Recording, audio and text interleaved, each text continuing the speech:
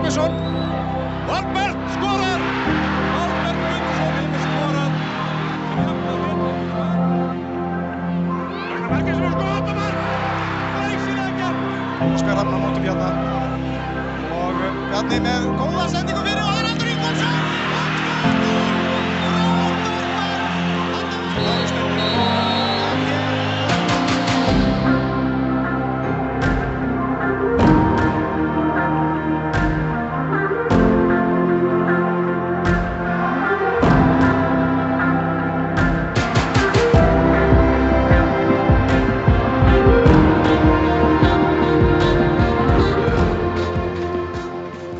Hello and welcome to the best pod. Oh no! Hoisted by my own petard that I built along with you. I'm not Ragnar, even though I sound very much like him. Probably not. I don't know where my brain is. And I'm not Trygve. I'm Jamie, as everyone knows, and we are Ragnarless, which makes this pod 40% worse, 50% worse. I don't know. Or better. Or 40% better. Will you be the judge? Maybe that can be the poll of today. How much better it is. But we will crack on regardless. We are a team. We are as one. We move as a single. We crack on. We work on friendship and the vibes are high. Exactly.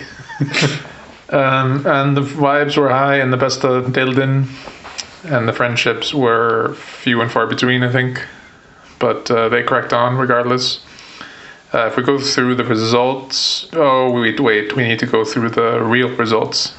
I'm not sure we do. I think if everyone listening is following our Instagram, at Bester English, they can see the results and we don't need to dwell on them too much because they are sorry reading for me. Well, 4 points, right? Yeah, we should go over them. So Valur 3, Breiðablik 2. You predicted 2-2, right? It was a last. I did. This was the real kicker for me. I was on for my first 5 points of the season. That would have made it quite a nice week.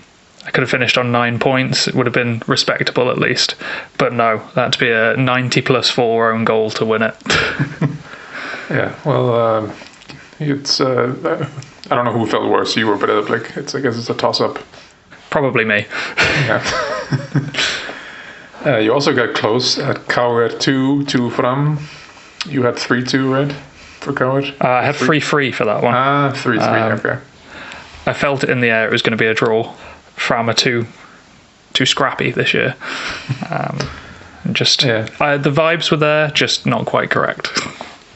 No, but last minute win there, or last minute point. In more ways than one there. So you got some last minute heartbreak, last minute heart wielding. I don't know. What's the opposite of break? Joining. Salvaged me some points at least. Yeah, exactly. That's how you speak. Keflavík 1 Stjarnan. I guess not many people saw that coming. Including me, I had 3-1 Stjarnan. I had too much faith in Stjarnan again. Yeah, that's clearly a mistake. But I assume you had FO 1-2 Kawa. Completely no, correct. I had 3-2 to FO with my predictions. Your confidence is misplaced every which way. At least I got the number of Kawa goals correct. I get a point for that, right? In the afterlife, I think we established it's karma points in the afterlife. Thode 1-2 Ia. I had 2-0 4. Jesus, man. And IBF 0-2 Víkingur. I overestimated Víkingur and had them 4-0 winners. Yeah, I guess we can start there. The Ingvar Jónsson news that came out this week. Just awful news. Ingvar Jónsson, the starting goalkeeper of Víkingur, has been diagnosed with malignant cancer and is in treatment. So, well, obviously we send our thoughts and prayers and everything in between to him and his family. It's the young man, he's in his 30s, right? So it's that's awful. Yeah, not something you want to read. And I echo what you say about sending thoughts. Go from all of us here. Yeah, exactly. And on the trivial matter of stuff on the pitch, at least Viking good. They won 4 Ingvar, can we say that? I'm sure there was an element of that somewhere. Maybe I don't want to speak for them, obviously, but it was one of those things that sort of unites a dressing room. Yeah, of course. It can really impact a dressing room and a team. So nothing on the pitch matters in that sense compared to what Ingvar's going through and his family are going through. But yeah, I don't know how this will impact them. It's a friend, it's a colleague, it's someone they see every day, right? So it must be huge. Absolutely. It's very hard to make a segue from that. Ragnar, this is where the pot is worse because Ragnar's not here. Yeah, it's one of those things where it puts everything else into perspective. Like we are a silly chat show on Besterdale, like not these serious elements of life. And so it does like I say, put things into perspective, and we will continue to chat about the silly things to try and bring joy in these moments. If we pivot a little bit to EPVAF again, I think it was a better performance from them. They suffered again. This is maybe how we get started onto this. The goalkeeping issue for them was an issue. Are did not have his best game in the EPVAF goal. For the second time this season, a goalkeeper passes the ball straight to Gylfi's feet. A little further away this time, but you'd think they'd learn. I mean, it's not like he's an unknown player. I mean, Ari hasn't been in the league for too long, so he'll learn now. He's allowed one. Better for me, EPVAF, sorry. And we'll see. We had 2 polls this week. One of them was which team will have a new manager first. None of them voted for EPVAF or EA for that matter. It was actually almost straight down the middle between Valur and Stjarnan, which goes a bit against what we spoke about last week. Maybe people have more faith in Alexander than we gave. I mean, it's not like we don't have faith in him, right? We just don't have faith in the Icelandic media. Right, exactly. But better performance from EPVAF, so we'll see where this takes them. Yeah, there's elements of that for sure, but I think it's still... I mean, they've not picked up a point now since that first game of the season. And so, like, we are still... What are we? Round 7 this was. So we're still sort of early enough in the season where it's like, okay, but you're starting to see a worrying trend. And even though you can take some... positives in the fact that it was only 2-0 against Vikingur. It was at home. There has been talk since that game that it's somewhat worrying that EPVAF seem to not be able to play in the wind anymore, which gives them a great home advantage, and if they don't know how to use it, then big trouble, I think. But yeah, 5-6 losses on the spin. It's still a very worrying trend for them. It's something they need to break quickly because only 7 games in, but this is a deceptively short season when it comes to it. Yeah, that's always the thing with relegation teams. I mean, they're only 5 points behind Thor or from safety, but the thing with it, if a team hasn't won, then those 5 teams are very hard. Those 5 points are very hard to get. It's not like this is not a team that needs only 3 games to get 5-6 points. This team might need, I don't even know how many games in they would need to get those points, and then then they still need to catch up with the likes of Thor and Stjarnan. So and you have teams above them that, in theory, you have a team like FO who should improve, doing a lot of heavy lifting there. Yeah, in theory. So it's worrying for them. It's and I mean it's a bit of a theme so far this season is. Teams are a little bit underperforming. I mean, you have the top 3 being good covered from anyone from 4 to 12, apart from maybe Keflavik, like happy with how the season has started. I think you're right. I think Keflavik will be happy. I think you mentioned those top 3. KR will be happy. Fram, very happy. I think Vikingur, I think this is probably just about par for them. They'll just be content. The rest of them, I think the big underperformers we're looking at are probably Stjarnan.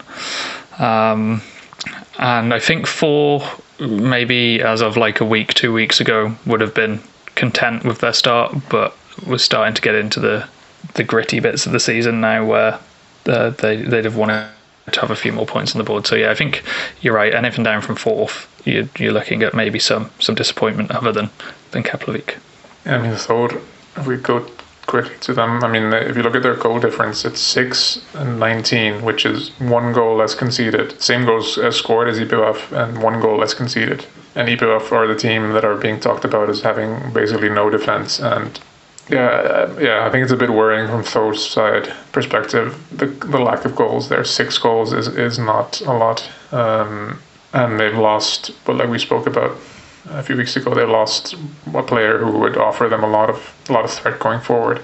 They scored a goal against IA. It was a interesting goal. I don't know. I think I highlighted took a few snapshots of defending that I thought was suboptimal.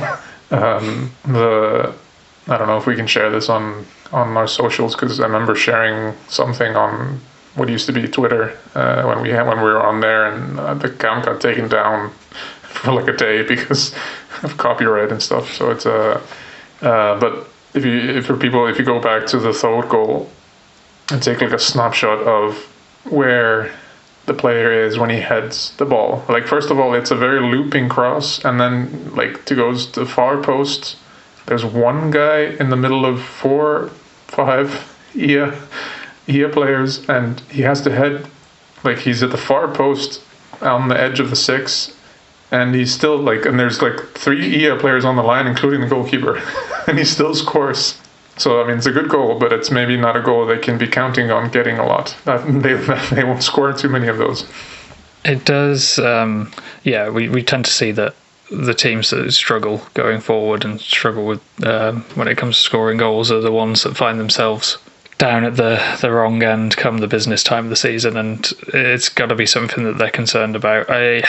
I wonder if they'd be less concerned about the goals against at this point. I mean, shipping 6 against Vikingur wasn't ideal at the best of times, but that's going to do a lot of heavy lifting in the against column for them. I mean, if you take that away, they're sort of looking at the same goals against as Keflavik, Valor. So I wouldn't say they're not too worried about that, but I wouldn't, I guess, overly concerned if I was them right now. There's that one game doing a lot of punching to the goals against tally.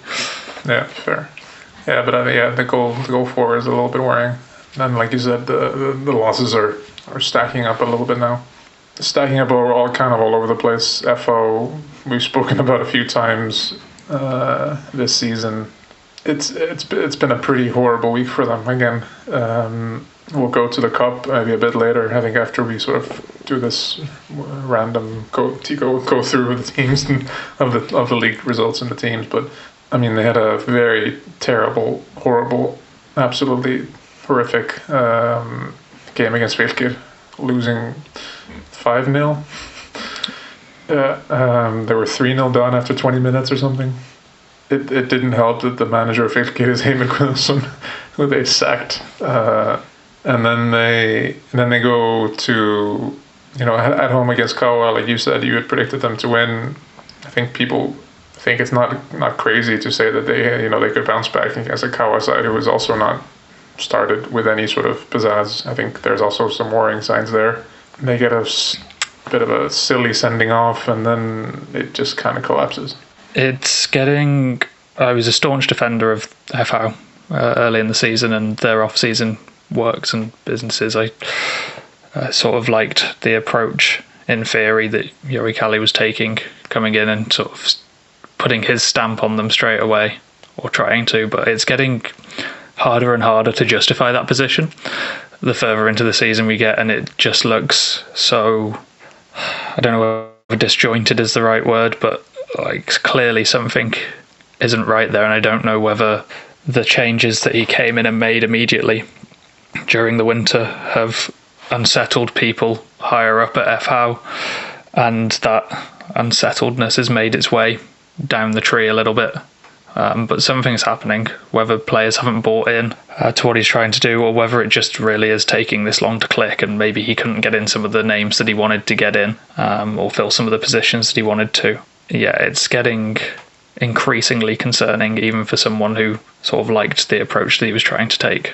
Yeah, I mean, and in a way, it's both still early, but it's also, like you said about IPVF, they're running out of tarmac runway. I mean, they have the post split thing, so like if they're actually in trouble, they still have time there to get out of any relegation issues, but it's not looking that good, and I think he's clearly gotten the media on his back now. The amount of articles that are coming out where it's just, I mean, it's technically based on fan tweets or whatever, but it's just the headlines and everything are just digging into Joe-Calle and like, oh, this cannot go on, and we need him gone, and like people are asking David Vilas, the chairman or whatever, of the president or whatever of FO, is Joe-Calle safe? And I mean, they can't fire him now. Like, you can't give this whole run up with this secret appointment and give him a whole preseason, let him buy a whole new team, and then fire him after 7 games. Like it's then. I mean, they can't do it even if they are having some doubts. But I think I think it would be a bit too early. But it is just chaotic. They're not defending in any sort of organized way. They keep rotating defenders. The big name they brought in, Tobias Karlsson, he didn't play at all against Fylkir, which I think maybe if they're 3-0 down, bringing on a defender doesn't help. So maybe we can't read too much into that. I mean, another one of those screenshots that I took was of the winner that Kawa had, and it's, I mean, to be fair, it's the ball bounces around a little bit, but if you just sort of look again, take a screenshot of right before the Kawa player gets the ball, they're just kind of all over the place, and nobody marks the guy who finally gets the ball. He gets to control the ball, turn around, and put it away without too much issues, even though there's like 3 people around him. It sort of feels a bit like, and maybe this is being very harsh and a little bit unfair, but it sort of feels a bit like I'm only watching isolated clips of them at the moment, but it seems like the sort of football that I used to play as a kid, where when you're young and playing football, everyone just wants to charge at the ball and doesn't think about like any other element other than how close to the ball can I get so I can steal it myself. And it sort of feels a bit like that. I've used to call it honeypot football. Like everyone's just charging around the honeypot. And that screenshot certainly makes it look that way. But like I say, perhaps that's been a little bit unfair. Maybe that comes with the youthful side of the team, and a little bit of naivety.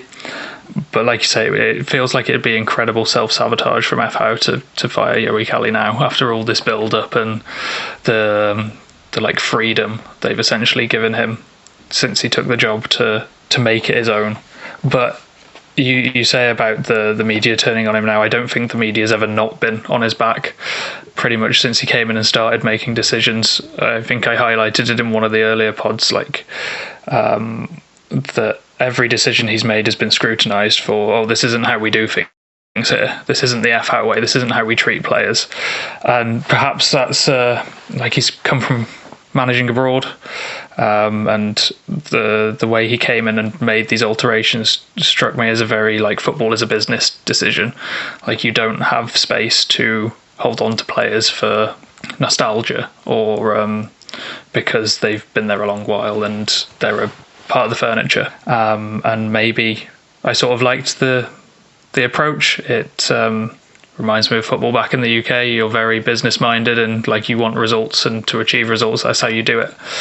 But maybe it just really doesn't work here, no matter how hard you try. Yeah, no, I think we'll have to give him a little bit more time. But yeah, I don't know how much time he has. Not before we can get him fired. It's more just like without dooming them. I mean, they have a lot of home games coming up. So they have 3 here in the next few weeks. They have Vikingur away, so that's going to go well. FE at home, no idea, and Keflavik away on form. Keflavik is winning that, but then they have like 5 home games in a row, and they need to just make that stadium a fortress, even though it's got holes and it's not even theirs. No, they keep selling it off blade of grass by blade of grass. I don't know. There's nothing positive coming out of. It's just all seems very chaotic, like you said, like you alluded to there. There's in the news now. They've demanded that the town of Hafnarfjörður, which we've touched on, is basically Reykjavik, buys off the changing rooms of the indoor arena that they have, because the town has already bought off the indoor arena, but FO deemed that when it was being built that there was not enough changing rooms, so we're gonna build more changing rooms, and then years later now they're gonna sell them off. I don't know. It's all very chaotic. And then then they were in the middle of the game. They couldn't start the second half for like 20 minutes because there was a ruptured pipe in the middle of the pitch. Which, I mean, I think it happened. Like, it happens. I don't think that's anyone's fault. It's just happened. But it's just it's such bad timing that everything's going to hell. And in the middle of like halftime, you see people digging a hole into their pitch. Yeah, when things aren't going well, they really aren't going well, are they? Yeah. But a bit like Coward last season, I think it's taking away from the attention of some other teams, like Stjarnan. Stjarnan are getting attention, but maybe not as much as they should be. One team or two teams that have maybe not getting enough, or they're good, maybe not getting the criticism that they might deserve. Well, I don't know if that's worded right at all, but yeah, Valur, like that's the segue. Very good win by Valur. It's so hard to judge. I mean, there's now articles that actually Hermann is doing a really good work with Valur, and now it's actually Ólafur Ingi that should be under pressure. And I don't know. I think it's just a little bit like we touched on with Valur. It's not that it's not like last season. It's not that they had such a horrible season. They were like second. It's just the fact that they're so far away from Víkingur and they spend all this money. And same with Breiðablik. Like it's not that they're terrible. Like these teams will probably be in the top four, despite our predictions. But it's just when you spend this much money and you have this much ambition, and you see Víkingur just absolutely running away with it, and then you even have teams like Coward or Fram stepping ahead of them potentially. I mean, we'll see how long those charges last. So it's hard to judge those teams. I don't think either of those teams have had the best season by their standards. Again, very much by their standards, because I mean they're fourth and fifth but they're 7 points behind Coward and Víkingur. Yeah, this is the thing, isn't it? I mean, like we talk about, like you say, Valur having a bad season and this being a rough start to the season, but it's in the perspective of their expectations and, well, I guess the media's expectations of them as well. Like these are the teams that you look at when the fixtures come out, and you expect to be like 60-70% of games at least. And so from both of their perspectives, last season for Valur, this season for the two of them, I think the best word for it is just underwhelming. Like they have these great squads. They commit to investing in their squads, and so being where they are after 7 games is just sort of meh. They'd have wanted more. They'd have expected more, and I think the majority of people would have expected more from them as well. Yeah, and it just, again, seems a little bit chaotic a bit. Like, I mean, you look at the goals that they scored, 2 incredible long balls by a player that will remain nameless because he may or may not get a star. But it's 2 very good long balls and then a corner / sort of own goal. And I mean, it worked this time. My point is more like it worked really well against Breiðablik for Valur, but this is the game that they tried to play against Coward and it just did not work. This sort of long ball thing, like it seems very dependent on these individual like players of quality. Like if you have people on the right person on the end of it, if you have the right person making the pass who's informed, then everything's fine. It's very much how Valur are. Like if their star individuals step up on the day, then everything's fine, because they're very good players. But as soon as 1 or 2 of them don't show up or get marked out of the game, it just kind of falls apart. And it seems a little bit like that with Breiðablik over the last year and a half, or year at least. Like, they have these sort of crazy quality players. It's like this, but there's always like they're very good, but agreed. And we think touched on it last year with Breivik, where at times it felt like it was the Huskelder show, and if he was marked out of the game or kept quiet, then Breivik were struggling for finding answers. I don't know if it seems like that again this season. I would be hesitant to say it does, but it certainly isn't clicking as well as it could be.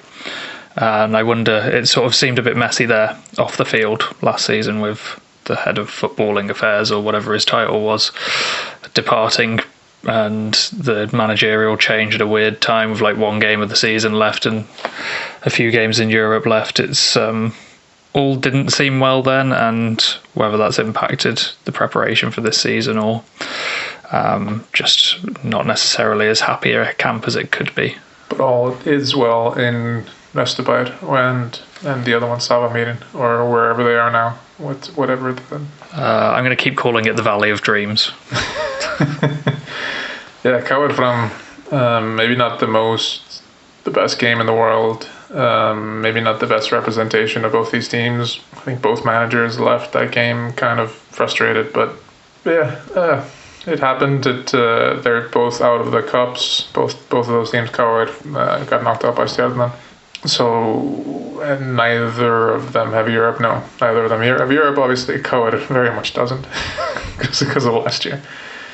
So, I mean, yeah, I think these teams should be able to. I think they should be able to sort of keep going. Whether either of them have any sort of legs for a title challenge, I'm not super sure, but I don't see why they can't just keep going and challenge. I mean, I think if they're not in the top, if both of these teams are not in the top six, I think it's a catastrophe. And I think they should be challenging for Europe under current form. I mean, KR's injuries record at the moment is not the best. They just are falling like flies a little bit. And we spoke about that. I mean, if they start losing Aron, for example, then it starts to get worrying. The defense is holding surprisingly, kind of. I mean, on KR, we're talking KR standards, KR levels here, and we're not. The fact that we have a lot of injuries and it's still kind of holding is positive, I guess. But yeah, Fram seems to be avoiding injuries, so that's good for them. Absolutely. I mean, I also have to play my part as the villain in my role in hating KR and say that we're lost in the cup and a draw now. The wheels aren't starting to fall off, are they? Yeah, the wheels definitely haven't fallen off, just to clarify. I just have to poke fun sometimes. Fair enough. We need every show needs a heel. But good performance from them, and we'll see how they go in the next few weeks, especially how they end up in May and June. It's I think they're like we said before, the top three are rolling on and doing pretty well. Of the other teams, like we said, Keflavik are going to be pretty happy with their season so far. They will be disappointed not to have beaten Stjarnan, which is a bit insane thing to say, 2 months ago before the season started. But I think they played well. They almost got caught out at the end. Like we've sort of shown that teams in this league so far, especially the smaller teams, do get caught out in the end of games. It almost happened, but Stefan Ljubicic, I think his XG was like 1 point something, and he didn't score, so he'll be super upset that he didn't get a winner there for Keflavik. But the Stjarnan's season doesn't get any better. It's also because they've had, and we've said it before, when of their first 10 games, 6 of them will have been at home, and they have lost. They have 1 win at home now so far this season against FO. That's the worrying part from a Stjarnan perspective, I think. Like, in the grand scheme of things, is a point away at Keflavik the end of the world? Probably not. But it's the form in the rest of the games, and I think it was 3 home losses on the bounce a little bit earlier in the season. That's the worrying part. And there was already pressure on Jökull before the season started, and having this many home games and finding yourself down in 9th at this present moment of recording with 7 points from 7 games. It wouldn't have been on anyone's predictions, and it certainly wouldn't have been on the aspirations in Garðabær. No, definitely not. And I mean their next 2 games are at home, but they're against Fram and Víkingur, and you wouldn't be super surprised to see them losing both of those games. So it's, I think watch this space a little bit. I think there's a reason why the good people voted that there's a pretty good chance that Valur Stjarnan will have a new manager before very long. And also, I think the defending there has also just been pretty goddamn awful. One of the screenshots, again, going back to my famous screenshots, the last one, it's for the Keflavík goal. You had Mohamed Al Ghul calling for the ball sort of in and around the penalty spot, which is all fair and good. He should, and he did get the ball. You kind of have defenders running towards him, and he still gets the ball not criticizing him. He gets a shot off and goal, which he should. First of all, he shouldn't have time to get that shot off a goal. Second of all, Árni sort of is covering his near post, and he still doesn't get there, I think it says a lot about how their season has been so far, and defensively conceded 17 goals so far, which you touched on Thor. I mean that's two goals off Thor, and they had that drubbing against Víkingur. They've scored 14 goals on the other hand, but it's not good, and I think the next 2 games will be telling. Absolutely, yeah. But they did make it in the cup. They're in the next round of the cup, as are a few other teams. Only 4 other teams, right? As about 43% of our listeners predicted would happen, as I think both of us did as well. I think so, yeah. I don't think it was necessarily the ones I would have foreseen particularly. I think I was afraid about FO, but I wasn't super predicting Kawa too. I think that was probably the shock of the round, Kawa losing at home to Ayr. Their former player, right, Harley Willard, scoring a goal against them, refusing to celebrate. Disappointing. Game's gone. Exactly. Incredible, especially for a team that loses, then goes on to lose against Vestri, which is, it's pretty poor from Kawa. But Ayr will play Breiðablik in the next round, so they will most likely not see too many more games in the cup. But you never know.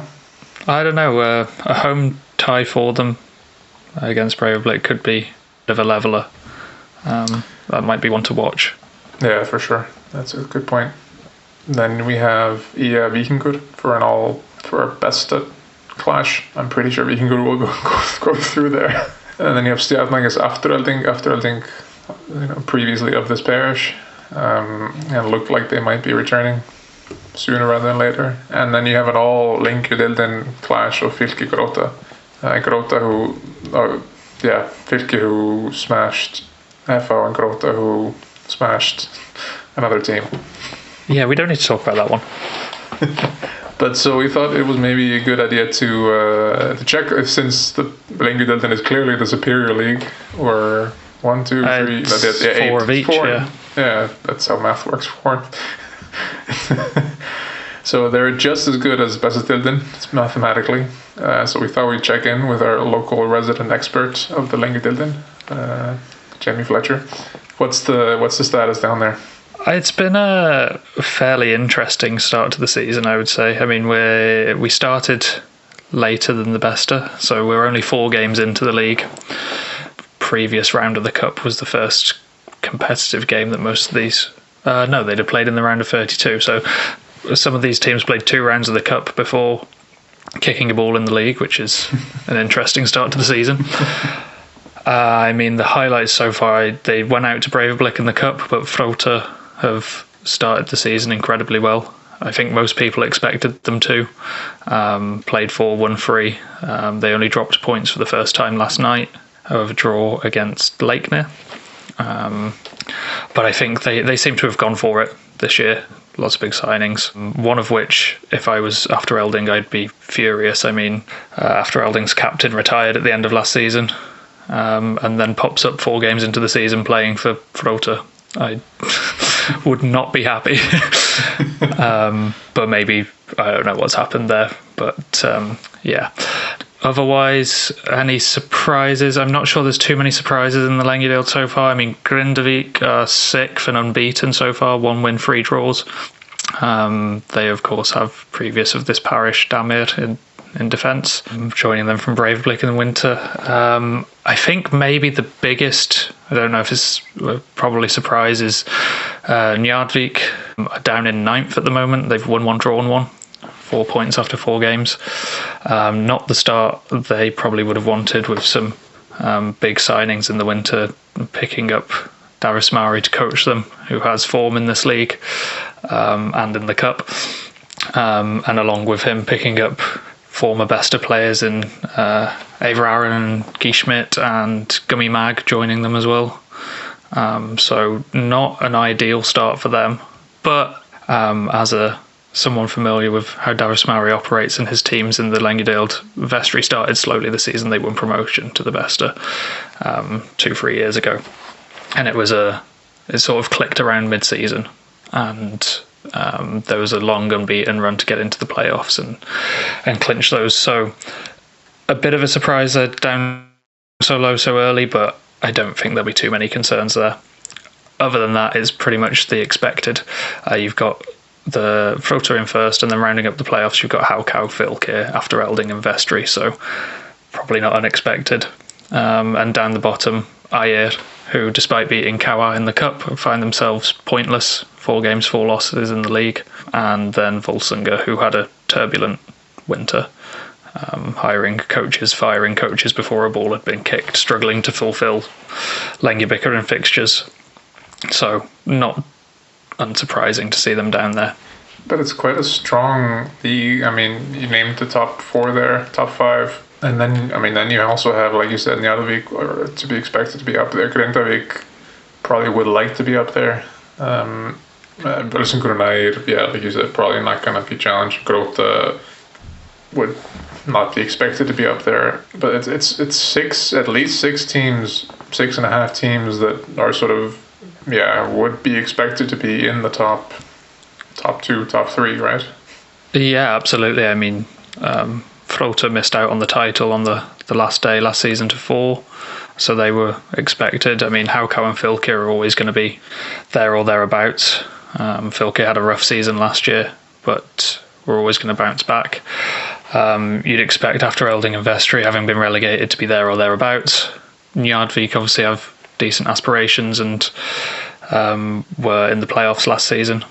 There were interviews with coaches, and even the coaches of like Leiknir and Grindavik. Grindavik struggled last year, but they were seeing no reason why they couldn't make a push for the playoffs this year. So you're sort of looking at like 8 or 9 teams who have aspirations of trying to be there or thereabouts come the end of the season. And we did see that with the pre-season predictions on some other forums where like it was just kind of a bit of a cluster, and throw the names up in the air and see who lands where.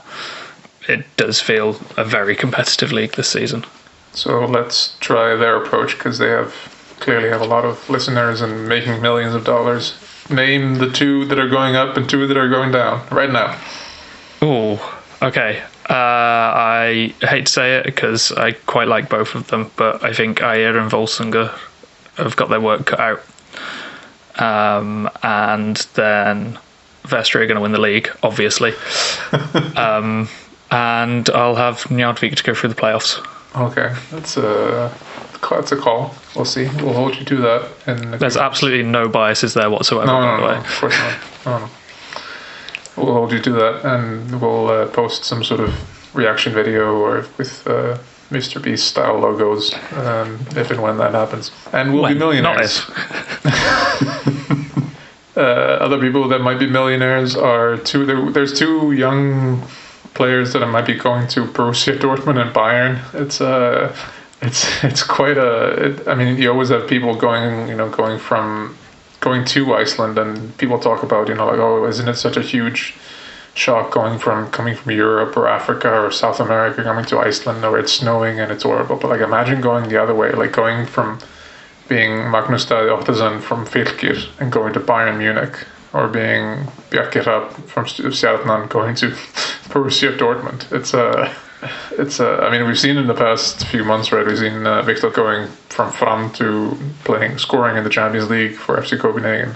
So it does happen, and we're rooting for these guys. Hopefully, we'll see them in the Champions League next season.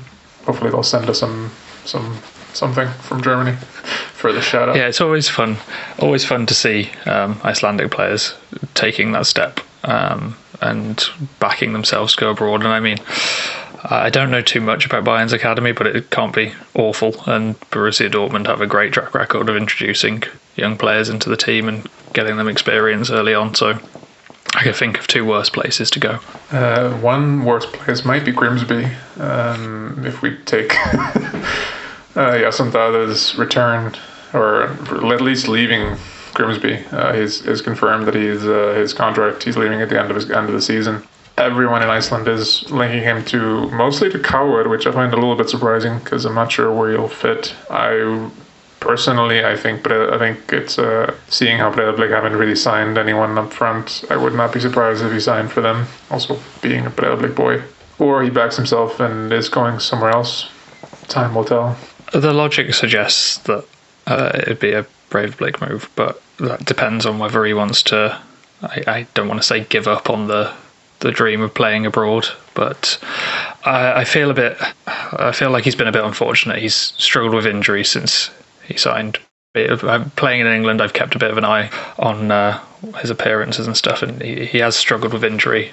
When he did get a spell in the team last season or the season before, I think he had a pretty good run and he was pretty well liked. And I mean, Grimsby have been taking a chance on players from the Nordics. They've got a Faroese guy in midfield who's been getting rave reviews at times for them. So perhaps not the last we'll see go to Grimsby. I mean, I hope he can stick around and find another club in the UK. I certainly wouldn't pass him up at Shrewsbury if they wanted to take a gamble further south.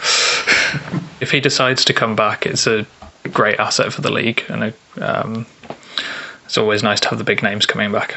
But yeah, we'll follow that with interest. He was absolutely electrifying when he was here last time. Very easily one of the best players in the league. So if he comes back and he stays fit, like you said, then he will score a few goals. Yeah, in terms of staying fit, maybe, and injuries, kind of. Árni Marinó, we just reported today that he's out for at least a month, maybe up to 2. They're talking about 6 to 8 weeks for him. A broken wrist, right? And now, I mean, the transfer window is open for like another 2 months almost. So they're talking about it like an emergency cover. Ögmundur Kristins being the obvious name being thrown around, especially after he got called up to the national team. I think it's different for a team like IA that doesn't have that much. Maybe they don't have they're not a Chelsea with 7,000 players in the roster, but I always think this is weird when a team can't lose one goalkeeper and then they just completely panic and we need another goalkeeper. It's like you have. I mean, I would feel kind of bad if I know he's 17 years old or something, the backup goalkeeper, but the coach came out afterwards and said oh yeah, we knew he was injured, he was in a lot of pain, but he fought through, and we asked him if he could fight through and just play through the pain against Thor. So he was already injured in the game against Thor, but instead of, and I don't know, maybe I'm goofing and they couldn't make any more substitutions or something, but I would feel if they could make more substitutions and you're this 17-year-old, it's they would rather have one-handed keeper rather than me. I suppose this is what you sign up for as a reserve goalkeeper.